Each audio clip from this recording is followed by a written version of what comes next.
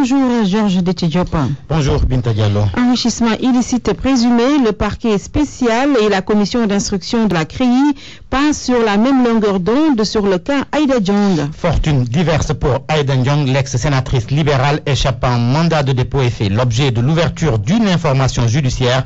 L'AS conclut que la commission d'instruction désavoue Alioune Ndao. Seulement, Libération révèle que dans le dossier Aïda Diong, une nouvelle piste est ouverte. La commission d'instruction de la CREI a ouvert une information judiciaire contre X pour corruption. X recherché donc par les juges pour corruption, comme le souhaitait du reste le procureur Alioune Ndao, qui n'a pas obtenu gain de cause en ce qui concerne le placement sous mandat de dépôt. Un autre dignitaire de l'ancien régime, toujours sous le coup d'un mandat de dépôt, Karim Wade. Il va recevoir la visite de son père Abdoulaye Wade. Direct Info annonce des retrouvailles émouvantes. Pour Direct Info, des larmes vont certainement inonder Rebeuss lorsque Abdoulaye Wade franchira les grilles de la prison. Mais comment faire pour freiner l'ancien président qui fait feu de tout bois? Tentative de réponse dans Grand Place, pour qui le moyen de freiner Wade demeure l'adoption de la réforme du CNRI. Surtout l'article qui préconise la limitation à 70 ans de l'âge pour accéder à la présidence. Façon selon Grand Place de couper l'herbe sous les pieds de Wade au cas où il rêve actuellement d'un retour au pouvoir.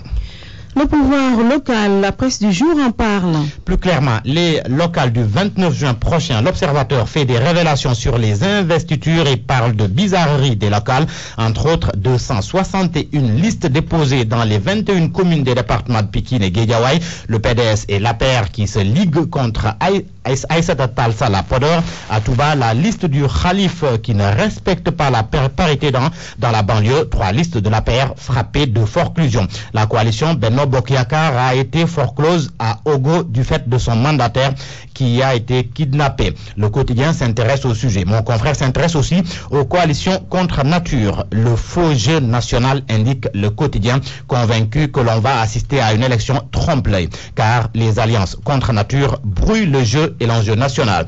Que pense Enquête de ces alliances contre nature, des divisions et autres manœuvres? La réponse sonne. Le grand bazar avec de petits meurtres entre frères de parti, et les locales ont tout l'air d'un duel qui opposera Benno Bokk Yakaar, amputé de plusieurs de ses alliés, et la coalition Taxawu Ndakaaru, dominée par le Parti socialiste.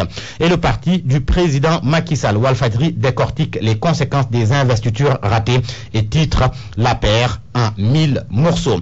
Hier, Binta, l'on célébrait la fête du travail et le Soleil en fait sa une et parle du début d'un dialogue social productif. Le chef de l'État qui déclare que sans stabilité, l'émergence économique risquerait d'être hypothéquée.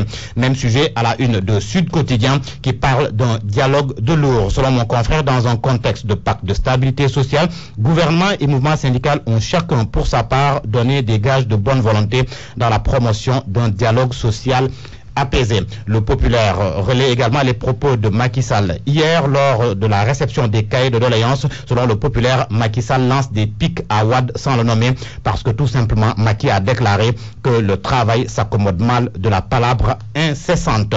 Une chose tout simplement cruelle s'est passée hier à la Patte d'Oie Buldeuse Extension. L'Obs nous parle d'un effroi à la Patte d'Oie Buldeuse, Abdou Diouf qui a été tué et son cerveau emporté. Tout simplement cruel. Merci Georges Déthié-Diop.